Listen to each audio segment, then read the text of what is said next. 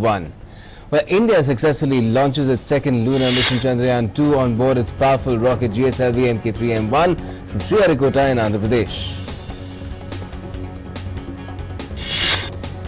Geosynchronous satellite launch vehicle lifted off from the Satish Dhawan Space Center into cloudy skies at 2:43 p.m. and successfully placed the 3850 kg Chandrayaan-2 into the Earth's orbit about 16 minutes later. The 3850 kg Chandrayaan-2, comprising an orbiter, lander and rover, will explore the uncharted lunar South Pole. Chandrayaan-2's success will make India the fourth country after the US, Russia and China to pull off a soft landing on the moon. President Ramnath Kovind tweeted saying the historic launch of Chandrayaan-2 from Sriharikota is a proud moment for all Indians. Congratulations to our scientists and engineers for furthering India's indigenous space program. May ISRO continue to master new technologies and continue to conquer new frontiers. In a series of tweets, Prime Minister Modi said that special moments that will be etched in the annals of our glorious history. The launch of Chandrayaan-2 illustrates the prowess of our scientists and the determination of 130 crore Indians to scale new frontiers of science. Every Indian is immensely proud today. Rajya Sabha Chairman M. Venkaiah Naidu congratulated scientists for Chandrayaan-2 mission. He also extended his good wishes for success of Chandrayaan-2 mission. Lok Sabha Speaker Om Birla also congratulated ISRO scientists for successful launch of Chandrayaan-2. Home Minister Amit Shah in his congratulatory message said that I congratulate our scientists at ISRO for the successful launch of Chandrayaan-2 and setting yet another benchmark in the field of space technology. A grateful nation is proud of them. I also thank Prime Minister Modi ji for encouraging our institutions for setting new standards every time. Union Information and Broadcasting Minister Prakash Javadekar in his message said that Chandrayaan-2 is India's first rover-based space mission targeted to reach the moon's south polar region. Today's launch of Chandrayaan-2 reflects India's growing prowess in space technology. Congratulations, team. Defence Minister Rajnath Singh tweeted saying congratulations to ISRO scientists on flawless launching of Chandrayaan-2 from Sriharikota. Team ISRO scripted a new chapter in India's space history with the launch of this ambitious and indigenous mission to moon. The nation is extremely proud of its scientists and Team ISRO. In Karnataka, Chief Minister H.D. Kumaraswamy sought more time from the Speaker to prove majority. The CM requested the Speaker to give him 2 more days for the floor test. Congress also made a strong plea to the Assembly Speaker not to put to vote the confidence motion moved by Chief Minister H.D. Kumaraswamy till the chair has decided on the resignations of rebel MLAs. BJP has alleged that voting is being delayed by the Congress-JDS government only to buy time to get back the rebel legislators. BJP leader C.T. Ravi said Congress and JDU are deliberately trying to stall the trust motion. Lok Sabha proceedings were adjourned till 2 p.m. as a mark of respect for sitting member Ramchandra Paswan, who passed away. Speaker Om Birla led the House in expressing condolence over the passing away of Paswan and former Delhi Chief Minister Sheila Dikshit. Rajya Sabha witnessed repeated adjournments following ruckus by opposition parties.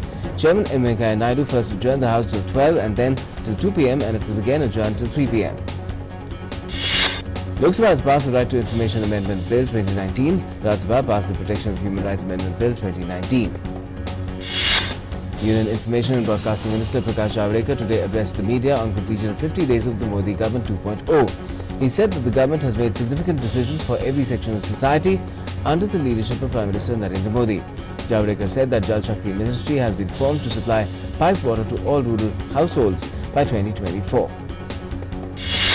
IMP Minister said that historic decision for farmers to include all eligible farmer families irrespective of the size of land holdings under PM Kisan scheme has been taken. In Maharashtra, fire broke out at the MTNL Exchange building at SC Road in suburban Bandra in Mumbai. A lot of people have been rescued. In Assam, with respite from downpour in the last few days, flood situation has improved significantly. But major rivers like Brahmaputra in Jorhat, Gwalpara and Dhubri districts, along with Dhansiri River in Golaghat district and Kopili River in Nagaon district are flowing above the danger mark, maintaining a receding trend at the same time. 18 of the state's 33 districts still submerged, affecting over 38 lakh people. The flood waters receded in 5 districts, but 2,669 villages, 1.35 lakh hectares of cropland and a portion of the Kaziranga National Park in Golaghat district continue to remain submerged. The death count of animals at the Kaziranga National Park has now reached 141. The flood situation is also improving in Bihar, with water levels in many rivers receding. Over 72 lakh people in 12 districts have been affected by the floods. Relief and rescue operations are underway in the flood-affected areas of Bihar as well. Now, heavy rains lashed Delhi and adjoining areas, bringing respite to Delhiites. The heavy downpour also caused waterlogging and traffic snarls in several parts of the city. Benchmark BSE Sensex tanked around 306 points to close at over 2-month low. Nifty sank 82.10 points to 0.72% to close at over 2-month low of 11,337.15. On the currency front, the Indian rupee depreciated 17 paise to 68.97 against the US dollar intraday. Global oil benchmark Brent crude futures soared 2.15% to USD 63.82 per barrel. Gold prices in India hit a record high today amid firm global cues. In Delhi, gold prices rose and touched a new high of 35,970 per 10 grams. Silver also followed suit and gained 260 to 41,960 per kg. Central Board of Indirect Taxes and Customs has clarified that no tax invoice is required for goods taken out of India for exhibitions, as they do not constitute a supply under GST. The Cabinet has given ex post facto approval to inter-institutional agreement between India and US in the areas of regenerative medicine and 3D bioprinting to contribute towards development of research and education. The central government has said that 8 more air routes have become functional under the Regional Air Connectivity Scheme (UDAN) in order to make air travel affordable. Gujarat, Karnataka, Tamil Nadu and Andhra Pradesh have extended higher subsidies under different programs to their fishermen for purposes like providing navigational aids, sales tax on high-speed diesel, motorization of traditional boats, sales tax exemption on industrial kerosene, etc. in 2018-19. India has informed the World Trade Organization about these changes as well. Government-owned Bharat Heavy Electricals Limited has secured 486 crore rupees order for erection work of reactor site equipment at Kudankulam Nuclear Power Project in Tamil Nadu, being set up in cooperation with Russia.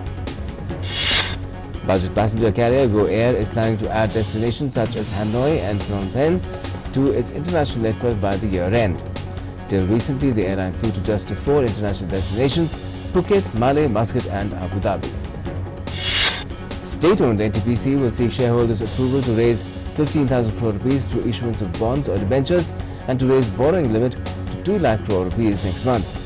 The company will seek a shareholders' nod through a special resolution to raise funds through issue of bonds or debentures on private placement basis in domestic market. Following Samsung's footsteps, South Korean conglomerate LG Group is planning to launch a new lineup of M-series devices targeting the Indian market. Car makers Volvo have recalled around 5,07,000 vehicles worldwide because of a faulty engine component that in extreme cases could result in a fire. Britain will get its next Prime Minister tomorrow, with Conservative Party members returning their ballots for either Jeremy Hunt or frontrunner Boris Johnson today. The winner and successor to Theresa May is due to take office on Wednesday. Ahead of the Conservative Party members choosing the next British PM, Sir Alan Duncan has resigned as a Foreign Office Minister in protest against a possible Boris Johnson victory in the leadership race. In his resignation letter, Sir Alan described Brexit as a dark cloud. The frontrunner Boris Johnson is facing a lot of opposition, as Britain's Finance Minister Philip Hammond has said that he will resign on Wednesday before his expected sacking by favourite to become Prime Minister Boris Johnson takes office. British PM Theresa May holds a meeting of Britain's Emergencies Committee to discuss Iran's seizure of a UK-flagged oil tanker in the Gulf. According to a government spokesperson, the seizure of the ship was unacceptable and highly escalatory. A top British representative to the United Nations, Jonathan Allen, has declared in a letter to the Security Council that Iran's seizure of a British-flagged tanker amounted to illegal interference, and he rejected Tehran's version of events. Iran said the tanker had turned off its transponder after hitting an Iranian fishing boat and was detained after failing to respond to distress calls. The Iranian Grace 1 tanker continues retained in Gibraltar as UK-Iran tensions escalate. The tanker was seized by British Royal Marines earlier this month on accusations of taking oil-top Syria violations EU sanctions on Syria. Japanese Prime Minister Shinzo Abe has said that Japan wants to make every effort possible to reduce tensions between the US and Iran. He said that Japan would like to fulfill a unique role it has to play in reducing tensions. Japanese Prime Minister Shinzo Abe won more than half the contested seats in upper house election, maintaining a majority in the chamber. However, he failed to secure the 85 seats needed to get a two-thirds majority, a prerequisite for any amendment. Abe is on track to become Japan's longest-serving leader. Hong Kong leader Carrie Lam has condemned the violent anti-government protests that rocked Hong Kong yesterday night, saying that the protesters have openly challenged the nation's sovereignty. Protesters are demanding the full withdrawal of a bill to allow people to be extradited to mainland China for trial. After a night of violence in Hong Kong, police have defended their actions and the lack of arrests, as opposition lawmakers said that the police had failed to protect a train full of anti-government protesters from a trade gangster attack on Sunday. Hong Kong has descended into chaos as riot police fired tear gas and rubber bullets at anti-government protesters. Acrid clouds of tear gas wafted through the city's densely packed commercial district as police battled mass protesters after another huge protest march. Amid trade disputes between Japan and South Korea, U.S. National Security Advisor John Bolton has met Japanese Foreign Minister Taro Kono. He said that his talks with Kono have been useful and they've had a very productive discussion on a wide range of issues. Chinese President Xi Jinping meets and holds talks with Abu Dhabi Crown Prince Mohammed bin Zayed Al Nahyan in Beijing during his 3-day visit to China. Mohammed also met with Chinese Premier Li Keqiang for bilateral talks. South African President Cyril Ramaphosa has said that he would seek an urgent judicial review of a report calling the findings of the report flawed and not rational. The report by the country's graft watchdog had concluded that he deliberately misled Parliament over a campaign donation of more than £28,000 in 2017. In Kenya, the chief prosecutor has ordered the arrest of the finance minister, Henry Rotich, who is accused of flouting procurement procedures in awarding a contract worth over $450 million for the dam projects to the Italian company CMC di Ravenna. Israeli troops accompanied by bulldozers have started demolishing buildings in Sur-Bahar village, citing security risks despite Palestinian protests and international criticism. The Israeli Supreme Court ruled in favor of military last month and set the 22nd of July as deadline to knock down the homes. Tunisia has adopted a new strategy to counter the flow of migrants as the deadly situation continues at sea, with the North African country calling on its neighboring nations to shoulder their responsibility over the issue. United Nations nuclear watchdog chief Yukiya Amano passed away at the age of 72 following an unspecified illness, the International Atomic Energy Agency has said. The chief was expected to step down early because of the illness that weakened him over the past year. A loud explosion and subsequent gunfire rocked Somalia's capital Mogadishu. The blast took place at the first checkpoint on the K4 road that leads to Mogadishu airport. No one immediately claimed responsibility for the attack. A heat wave is blanketing two-thirds of the US, potentially affecting as many as 200 million people. According to the authorities, the deaths of at least half a dozen people have been blamed on the excessive heat. Ahika Mukherjee won her career's first Commonwealth Championship gold as she beat veteran Madhurika Patkar in straight sets 11-6, 11-4, 11-9 and 19-17 to clinch the medal. With this, India completed a clean sweep, winning all the 7 gold medals on offer. The women's pair of Pooja Sahasrabudhe and Kritvika Sinha Roy defeated the pair of Shrija Akula and Maushami Paul in straight sets to win the gold in an all-India finale on the final day of Commonwealth Table Tennis Championship in Cuttack, Odisha. Creating a major upset in the tournament, the pair of Anthony Almal-Raj and Manav Thakkar defeated the number 1 seeded and hot favourite pair G. Satya and Achanta Sharat Kamal in an exciting 4-set finale. The scoreline read 8-11, 11-6, 13-11 and 12-10 in favour of Amal Raj and Thakkar. Sathya Gunasekara lost to Harmeet Desai in an exciting and thrilling finale and missed out on a chance of becoming the only Indian to win 2 consecutive individual golds at the Commonwealth TT Championships. Harmeet Desai beat him 4-3. India won the first individual gold yesterday in the 21st Commonwealth Table Tennis Championships when its mixed doubles pair of G. Satya and Archana Kamath defeated Singapore's Peng Yuen Quengo Rui Xuan 3-0 in the final. BCCI announced the Indian squad for the upcoming tour of the West Indies. Virat Kohli will lead the team in all 3 formats. Rohit Sharma has been brought back in the Test squad while Jasprit Bumrah has been rested for limited over series. Ravichandran Ashwin, Ravindra Jadeja and Kuldeep Yadav will form the spin trio for the Test series. Shikhar Dhawan, who was ruled out of the World Cup with an injury, has made a comeback, while Ridhwan Saha is back in the squad after almost a year. Saha has been selected as the second wicket-keeper for the Test squad, while Dhawan has made it to both the T20 and ODI teams. Rookie leg spinner Rahul Chahar is the only new face across 3 formats for the upcoming tour of the West Indies, announced yesterday. Chairman of Selectors MSK Prasad stated that young Rishabh Pant will be groomed as India's first choice keeper across formats. Dhoni has not announced his retirement from international cricket yet, but has made himself unavailable for the next 2 months as he will be serving his regiment in the Territorial Army. India's A's top order, led by opener Ruturaj Gaikwad, fired in unison to steer the team to a convincing 8-wicket win in the 5th and final unofficial one-day international, the West Indies A completing a 4-1 series triumph. Indian golfer Sukh Bhankar Sharma equalled his best performance in a major, signing off tied 51st at the 148th Open Championships in Portrush in Ireland. The only other time he made the cut in a major was at the 2018 Open at Connaught, where also he finished T51. Former Australian Davis Cup tennis star and Wimbledon doubles champion Peter McNamara has died at the age of 64. This prompted a flood of tributes as well. McNamara was best known for his doubles partnership alongside fellow Australian Paul McNamee. Shane Lowry romped to a memorable British Open triumph at a wind-swept Royal Portrush. He became only the second player from the Republic of Ireland to win the Claret Jug after Padraig Harrington. Former Zimbabwe batsman Grant Flower has said that ICC perhaps wants Zimbabwe cricket to be more responsible by suspending them from government intervention.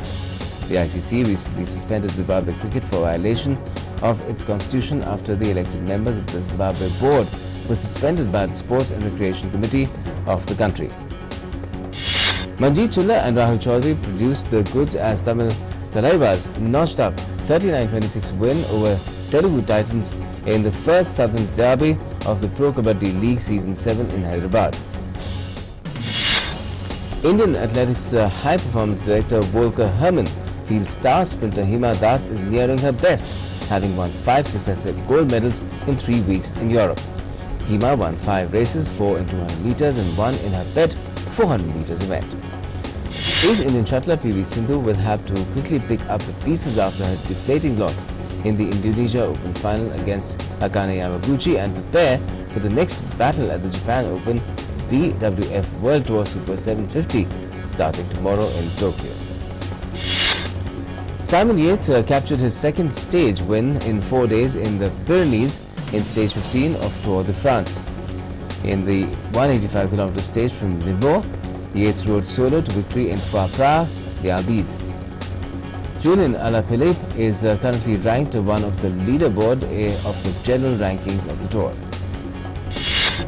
India bowed out of the Asia Junior Championships after suffering a 0-3 loss to Indonesia in the quarterfinals of the mixed team event in Suzhou, China. India had beaten Mongolia and Macau, China by an identical score of 5-1, while they lost to Korea 1-4 in the round robin. World Championship swimmers slammed China's Sun Yang over lurid doping allegations and said competitors were firmly behind Australia's Mac Horton, who snubbed the Olympic star on the podium. Earlier, Horton had refused to join Sun on the podium for photos after the 400-meter freestyle medal ceremony. July 24 marks 1 year until the start of Tokyo 2020 Olympic Games. Celebrating this, an event was organized where the organizers said that construction at all newly built and temporary venues, including the National Stadium, are on schedule, and 3.22 million tickets were sold during the first domestic sales phase. ISRO in its latest tweet has praised Akshay Kumar's Tara mission Mangal for the trailer and for incredible portraits of its team. It has also wished luck to the actor who's playing the role of senior scientist Rakesh Dhawan. After Hrithik Roshan's Tara Super 30 was made tax-free in Bihar and Rajasthan, Uttar Pradesh Chief Minister Yogi Adityanath also announced to make the movie tax-free. As Kabir Singh breaks records at the box office, actress Kiara Advani pens a long note thanking her co-star Shahid Kapoor and the director of the movie. National Award-winning filmmaker Madhur Bhandakar's Indu Sarkar, which is based on true events of the emergency period, became a part of National Film Archives of India. Actor Isha Gupta joined the people of Mumbai in their bid to clean the Dadar beach and celebrate the 100th week of Dadar Beach Cleanup Program. Deepika Padukone's fans have come together to trend Not My Deepika on social media, requesting her not to work with filmmaker Love Ranjan, who has faced sexual harassment allegations in the past. Taapsee Pannu wants to play an Indian superhero in Marvel Cinematic Universe's Avengers film. The actor said she is personally attached to these films and hopes she gets an opportunity to play a superhero in her career. And keeping all Asian Marvel fans in mind, Marvel Studios has announced their upcoming feature, Shang-Chi and the Legend of the Ten Rings, which will witness first superhero of Asian descent. After Avatar dominated box office for 10 years, Avengers Endgame officially surpassed the sci-fi epic to become the biggest movie in history. Academy Award-winning actor Natalie Portman is all set to become first female Thor in the fourth film from the franchise Thor: Love and Thunder. Actor Chris Hemsworth will also be back on board as a golden Asgardian warrior. During Comic-Con 2019, actress Tessa Thompson, who will be playing the role of Valkyrie in the fourth Thor movie, introduced her character as the first LGBTQ superhero in the movie. Marvel Studios unveiled a star-packed slate of superhero films that include Angelina Jolie in The Eternals. The story about a group of immortal aliens is set for release in November 2020. Comic-Con brings out best-in-costume players who dress up as their favorite fantasy characters and parade around the convention center. Some people came dressed as political figures trying to gain support for upcoming presidential elections. Impractical Jokers is all set to get a 9th season run. Series featuring James Murray, Brian Quinn, Joe Gatto and Sal Vulcano will be on the network by 2020. Performers on horseback roamed around a Paris train station performing stunts to delight hundreds of passengers with an aim to evoke rich emotions that take place in a train station, including happy reunions and painful separations. Tens of thousands of cheering crowds lined streets of Algiers to welcome home the nation's soccer team, winners of the Africa Cup of Nations for the first time in their history. Belgian King honored veterans during traditional parade of Belgian National Day in Brussels. Attractions included planes flying over, military vehicles, marching soldiers and modern military equipment. American astronauts make the first trip to space on 50th anniversary of moon landing from Baikonur Cosmodrome. The mission marks Morgan's first trip to space, Parmitano's second and Skvortsov's third trip. The world's largest cashew tree, a part of Guinness Book of Records, continues to amaze thousands of visitors with its expansive forest-like canopy and delicious food products on the outskirts of the Brazilian city of Natal. And that's all we have for this edition of Express News. For all the latest, do stay tuned to DD News. And you can also follow us on Twitter and other social media handles. You have the links there. That's it for the moment. Stay tuned to the latest on DD News.